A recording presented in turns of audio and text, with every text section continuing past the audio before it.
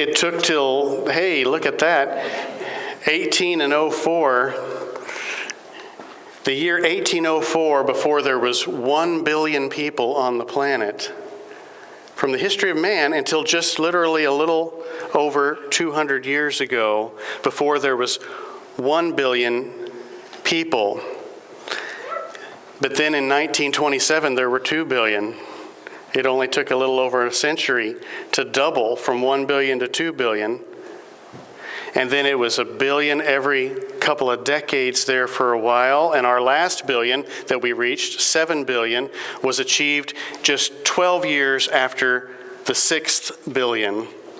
12 years and another billion added. The current total right now is 7.7 billion plus. And some of you have been working on those statistics and adding to them right in our church. Most people believe that upwards of 10% of all humans, now this is scientists today, most scientists believe that upwards of 10% of all humans who have ever lived are alive right now. And that group of people are people who believe that humans have been around for over 100,000 years, not the 6,000 that we know is accurate. In other words, the population of the earth is growing greatly, and what age do you think most of those people are who are born? Any ideas from the floor tonight? About what age are people when they're born? Yeah. In 1 AD, the world's population was 150 million people. So we're talking around Jesus' time, 150 million people. So take all these numbers that I've been throwing at you tonight, and you didn't know you'd be in class, civics class here this evening. But all of this is in spite of declining birth rates. There are declining birth rates in many parts of the world, including America for sure. Did you know there was only 1 billion people on the earth in the days of Charles Spurgeon and Dwight L. Moody, and yet each of them won 1 million souls to Christ? Yeah.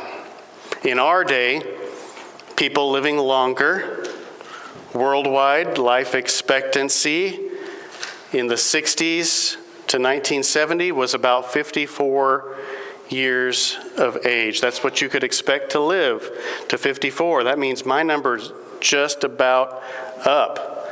That means Brother Randy's gone. Oh yeah, absolutely.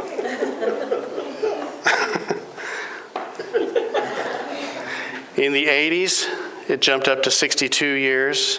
In 1997, it was 75. And now, today, every day, it takes the Today Show quite a while to show you every Smucker's jar face of a 100-year-old plus person.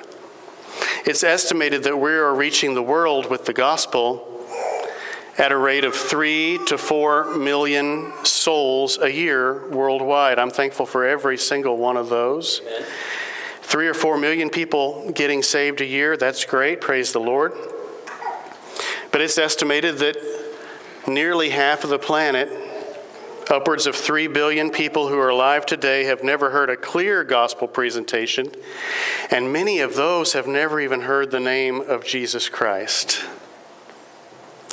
Now, most of Christianity, most of Christianity knows about the rapture. We know about the second coming of Jesus Christ, and yet a great portion of the world doesn't know about the first coming. Mm-hmm.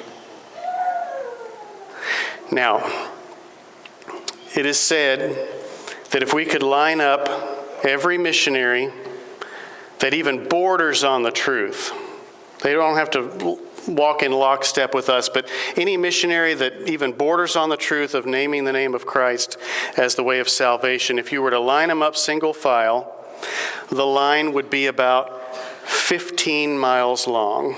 15 miles long, all of those missionaries.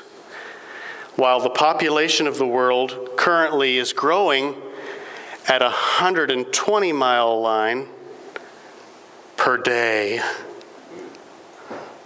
That's how long that line is of those who are born each day.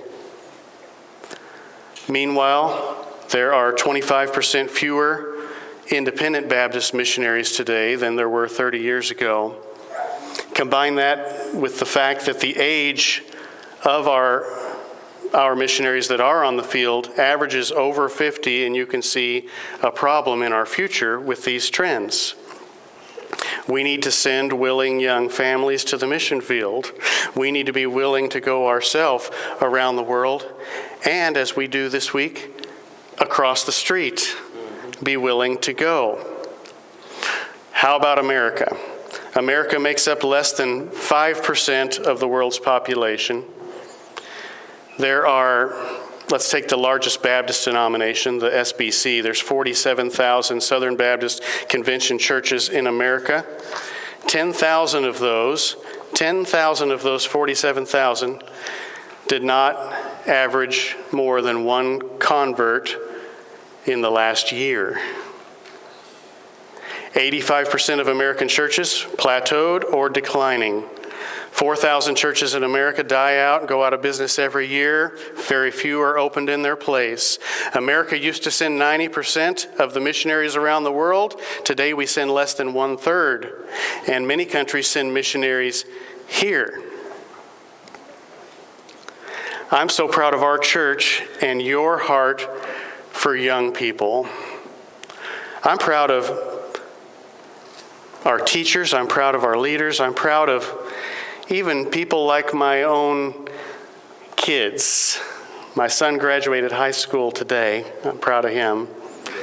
My other son started a job yesterday with Boys and Girls Clubs of America. They're starting a new London club, and he is starting there working with young people. My daughter just graduated from Bible college, early childhood education, and accepted a job teaching young people at Pensacola Christian Academy beginning this fall. Why do I say all this? These numbers and stats that I just bounced off of you weigh pretty heavily when you try to wrap your head around them. As a matter of fact, most of us might be thinking something like this: is there any hope? How could I even make a dent of a difference? But oh yes, you can make a difference. You can make an eternity of difference in one person. And here's the point of the message: the odds are that one person is a child. Most of our planet now is children and young people having those children. That's why we have Vacation Bible School. That's why we have LifeWise. That's why we have Word of Life clubs and junior church. That's why you will come and join us. Nod your head. You will come and join us this Saturday for canvassing. That's why you will do that. That's why we dedicate our kids, as we're having this child and parent dedication on Father's Day in a couple of weeks.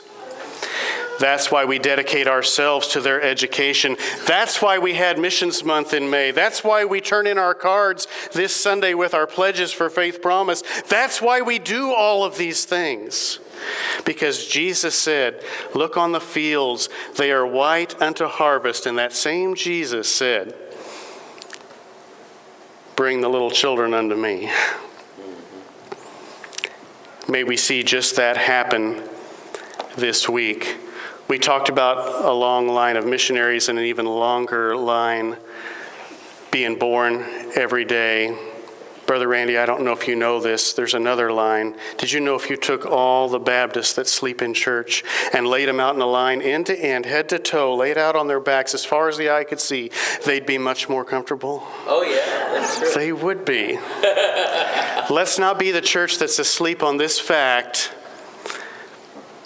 that the greatest mission field of all is coming into this room this week. Let's be praying about it. Let's be prepared. Let's do our very best. And let's support the team, the Merrills, here this week. Let's pray.